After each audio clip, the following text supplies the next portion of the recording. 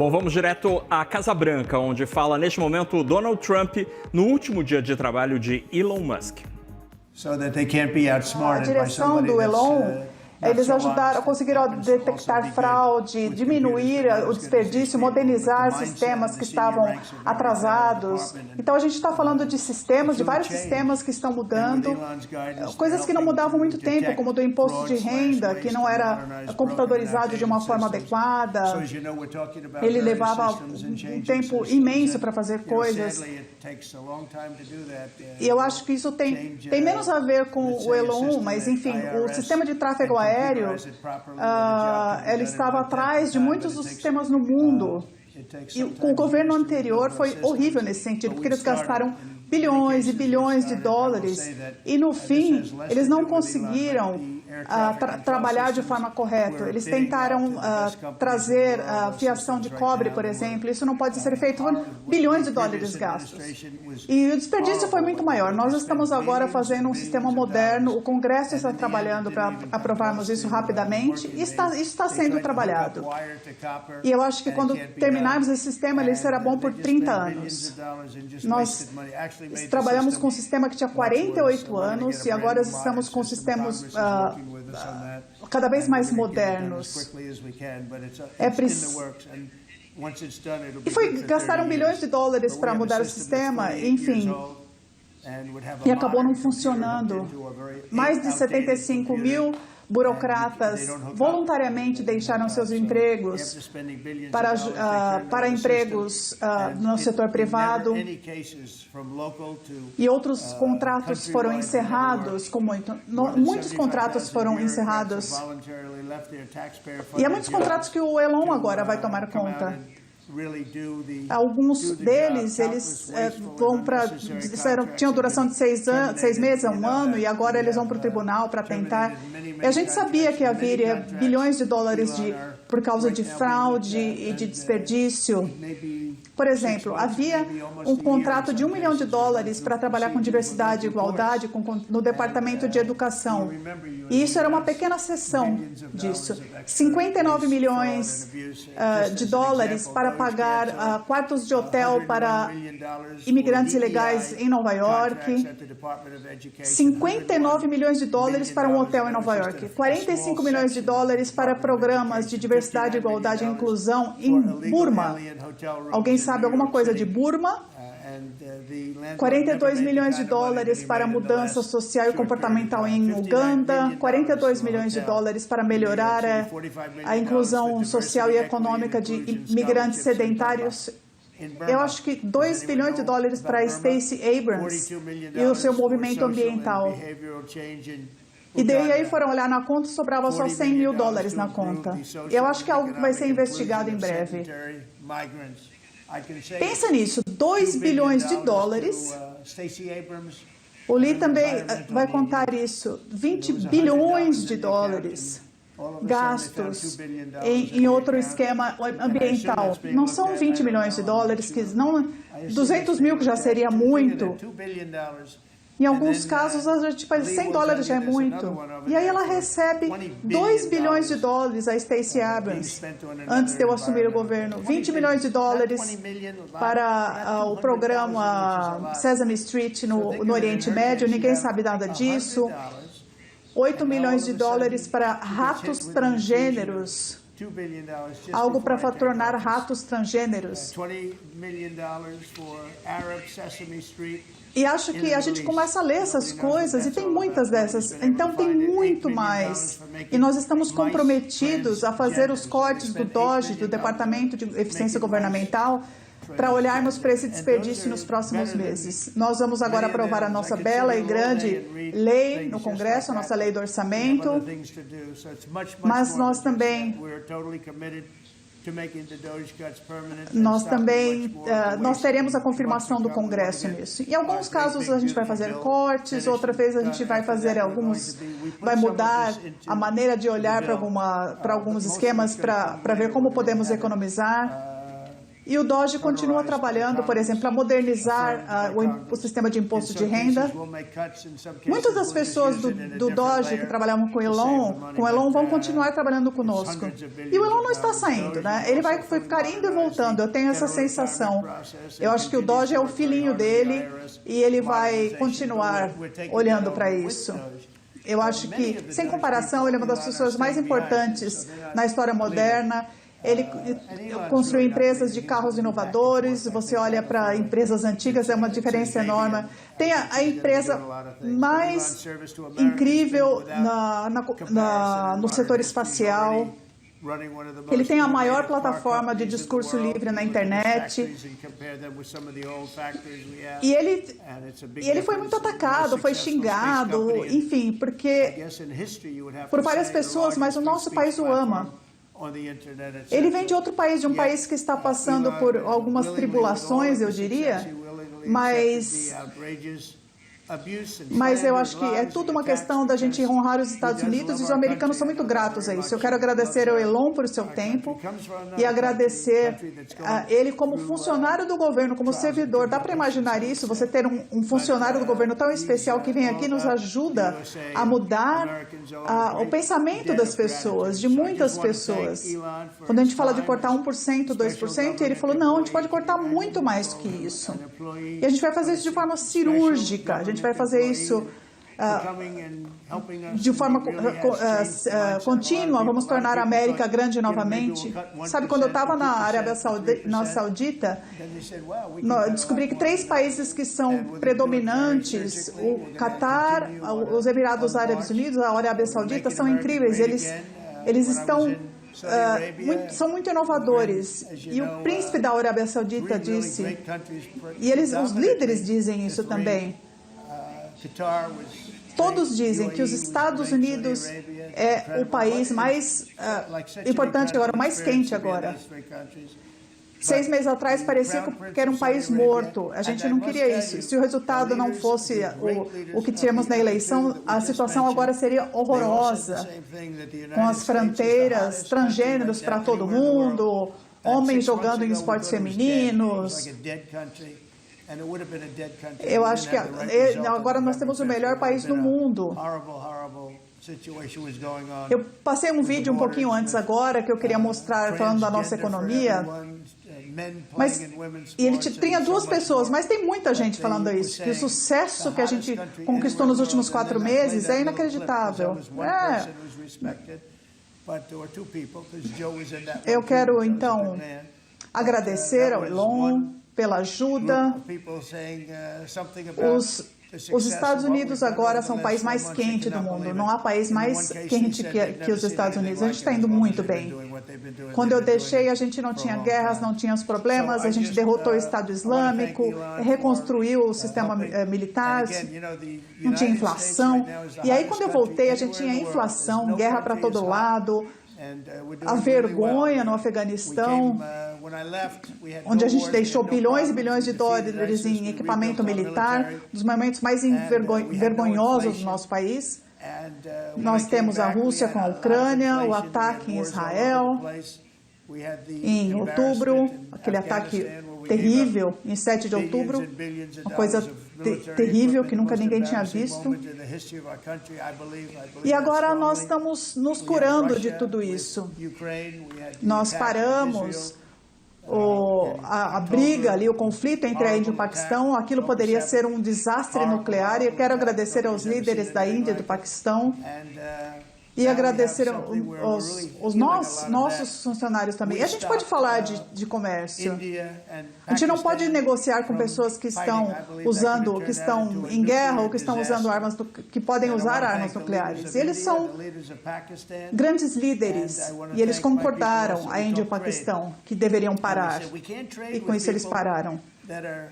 Porque, no fim das contas, a gente pode brigar mais do que todo mundo. A gente tem a melhor força militar do mundo. Nós temos os melhores líderes do mundo. Nós temos o nosso chefe das Forças Armadas, sabe, o general Raising Cane. Nós acabamos com o Estado Islâmico em 3 semanas. Falaram que ia levar 5 anos, a gente fez em 3 semanas. A gente não quer usar a nossa força militar, a gente quer paz através da força onde podemos. Quero agradecer ao Elon e todas as pessoas que trabalham com ele. Muitos ficarão conosco e vocês podem ver os resultados no futuro, em 1, 2 anos. Os resultados vão continuar aparecendo. Centenas de bilhões de dólares vão continuar sendo acrescentados ao nosso país. Os números finais serão muito interessantes. E o Elon prestou um serviço formidável. Não há ninguém como ele. Ele passou por todo esse sobe e desce do governo, é ruim porque ele é um patriota incrível.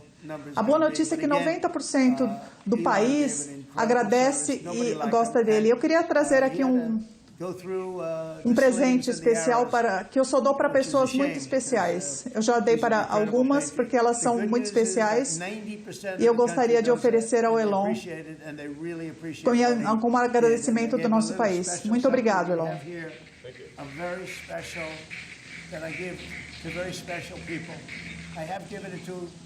Olha, essa chave, isso é incrível, enfim. Eu queria só dizer algumas palavras. Não é o final do DOGE, do Departamento de Eficiência Governamental. No meu tempo no governo, como um funcionário especial, tem de terminar. Eu acho que eu falei que era por pouco tempo, acabei ficando 134 dias. Mas chegou a hora há um limite, né? Chegou a hora de acabar. E a equipe do DOGE ficou mais forte ao longo do tempo. A influência do DOGE vai aumentar ainda mais. Eu acho que, eu não quero ser meio budista dizer isso, mas acho que é o jeito que a vida vai, né? E eu estou confiante que nós veremos $1 trilhão de economia, de redução nesse desperdício. Os cálculos que o DOGE fez em termos de... eles ultrapassam 160 bilhões, então a gente espera que...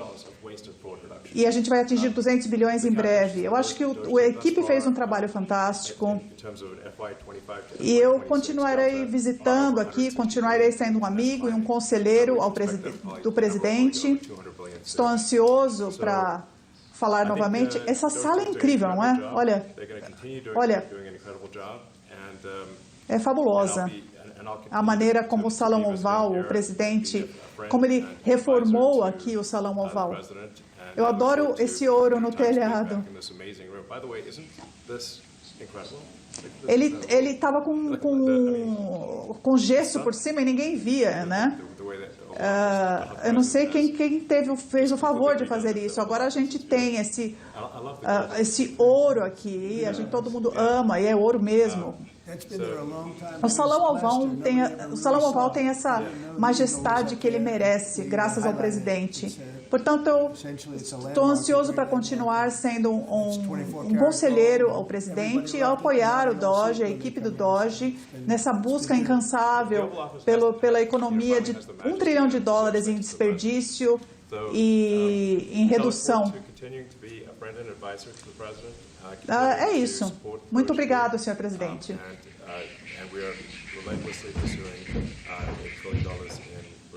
Presidente, o senhor falou dessa montanha-russa, dos ataques que o Elon Musk sofreu. Eu acho... Saiu uma reportagem hoje no New York Times que fala... O New York Times é aquela publicação que perdeu um prêmio Pulitzer por ter uma reportagem falsa sobre a Rússia, é isso? Eu acho que o juiz foi contra o New York Times pelas mentiras sobre a questão do Russiagate. E eles tiveram que devolver o prêmio Pulitzer. Se é esse o New York Times, vamos mudar de assunto. Eu tenho uma pergunta para o presidente Trump. Os conselheiros do Biden costumavam trabalhar aqui e os republicanos do Congresso queriam que eles testemunhassem a respeito do declínio da saúde do presidente Biden. O senhor acha que a ex-primeira-dama Jill Biden também deveria testemunhar a respeito do que ela fez ou não? Olha, eu detesto o conceito disso, porque é a esposa de um homem que passou por uma série de problemas. E eu acho que todo mundo entende. Eu acho que isso ficou muito claro no debate. Eu acho que foi o maior sinal de todos. O país... Tinha muita desonestidade na eleição desde 2020. As pessoas entenderam que aquela foi uma eleição roubada. E quando avançamos, a gente olha os escândalos que aconteceram depois, porque tinha alguém que estava por trás dele, ajudando o Biden. Eu acho que o Joe Biden, ele permitiu que 21 milhões de pessoas entrassem nesse país, pessoas vindo de gangues criminosas. E quem que assinou todos aqueles decretos presidenciais? Quem que assinou tudo que deixou o nosso país tão atrasado? Nós estamos agora no Salão Oval. Se tivesse um grupo de assessores trabalhando com você que quisessem que o senhor assinasse um decreto presidencial sem o seu conhecimento, como eles poderiam fazer isso? Olha, eu leria o jornal no dia seguinte e diria, eu não assinei, eu não aprovei isso. Eu descobriria como isso teria feito. Eu não assinei isso. Quem assinou isso? Aquelas canetas automáticas, elas são usadas para assinar cartas para as pessoas, porque são 20 mil cartas por semana que a gente assina. Então, se a gente parasse para assinar de verdade cada uma, não daria. E essas canetas automáticas são para isso, essas autopens. Elas não são para fazer proclamações importantes ou corte no imposto ou qualquer coisa que tenha a ver com as fronteiras. Se acontecesse comigo, eu veria, porque no dia seguinte ou até antes, eu leria algo do qual eu não estava ciente. Então, eu quase nunca uso a AutoPen, a caneta automática. Ontem eu assinei 81 proclamações e declarações para pessoas que devem ser assinadas por nós. Quando eu escrevo cartas para dignitários ou presidentes, primeiros ministros estrangeiros, eu assino essas cartas, não uma AutoPen. E eu entendo que quase tudo foi feito aqui com uma caneta automática no governo do Biden. É muito perigoso. Eu acho que qualquer que tenha usado essa caneta, e acho que a gente sabe quem é, eu acho que, na verdade, mais de uma pessoa tenha feito isso.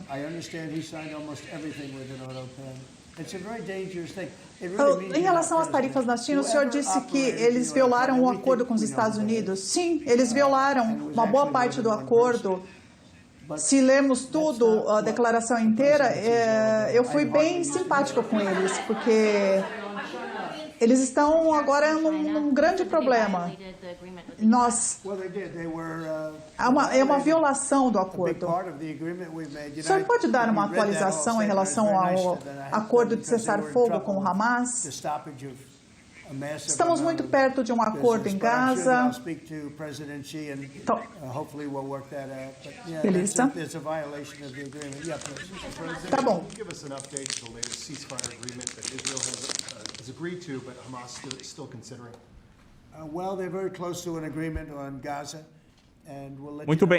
Muito bem, a gente volta. A gente acompanhou a entrevista coletiva do presidente Donald Trump, que comenta neste momento a saída de Elon Musk do governo, ele que era o chefe ali da área de gestão, de redução de corte de gastos. Hoje é o último dia oficialmente de Elon Musk no gabinete de Donald Trump, e esta cerimônia marca este encerramento. Trump agradeceu ao trabalho de Musk, disse que é uma honra poder contar com o esforço e a atenção dele durante todo este período.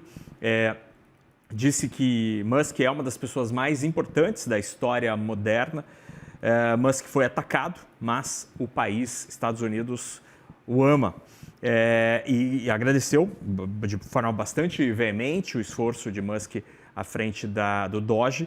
Disse ainda Trump que está feliz com a decisão da Corte de Apelação de ontem, que anunciou a derrubada de uma decisão anterior e assim restabeleceu a cobrança das tarifas comerciais. Disse ainda que mais de 75 mil servidores deixaram o governo de forma voluntária desde o início desta gestão. A redução da folha de pagamento dos servidores federais era um dos objetivos de Musk à frente do DOGE, do departamento que ele comandou até hoje. E ainda sobre Trump, ele disse que disse estar otimista e disse que vamos aprovar a bela e grande lei do orçamento que já passou pela Câmara dos Deputados e agora tramita no Senado. Esta lei aumenta a possibilidade de gastos públicos e eleva a perspectiva do montante da dívida pública americana em vários bilhões de dólares ao longo da próxima década. Isso tem gerado preocupação de muitos economistas. Já Musk disse que está confiante de que os cortes do departamento vão atingir a promessa de $1 trilhão.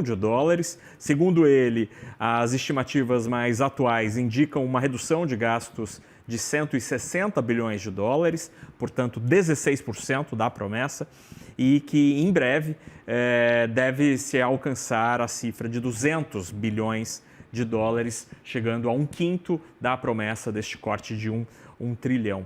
Ao longo dos últimos dias, Trump e Musk sofreram algumas críticas do mundo econômico. De um lado, com críticas à nova lei fiscal, este aumento da possibilidade de gastos públicos e aumento da dívida tem preocupado muitos economistas. Isso gerou sinais de alerta em várias casas, em várias instituições financeiras, ao mesmo tempo em que cresceu a percepção de que o DOGE, o departamento de Musk, não conseguiu entregar aquilo que prometeu, aquilo que havia prometido. Existe uma percepção de que a capacidade de redução de custos do governo, de gastos, foi menor do que o esperado e o prometido pela gestão de Donald Trump. E aí, só para terminar, ao longo dos últimos dias, com a notícia de que Musk deixaria o governo e voltaria às suas atividades, as ações da Tesla reagiram. Nos últimos 5 dias acumulam uma alta de 4%, depois de um forte tombo, né? As ações caíram bastante ao longo dos últimos meses e nos últimos dias aí você tem uma recuperação parcial. Hoje, especificamente, a ação cai 2%. Mas no acumulado dos últimos 5 dias tem uma valorização de 4%.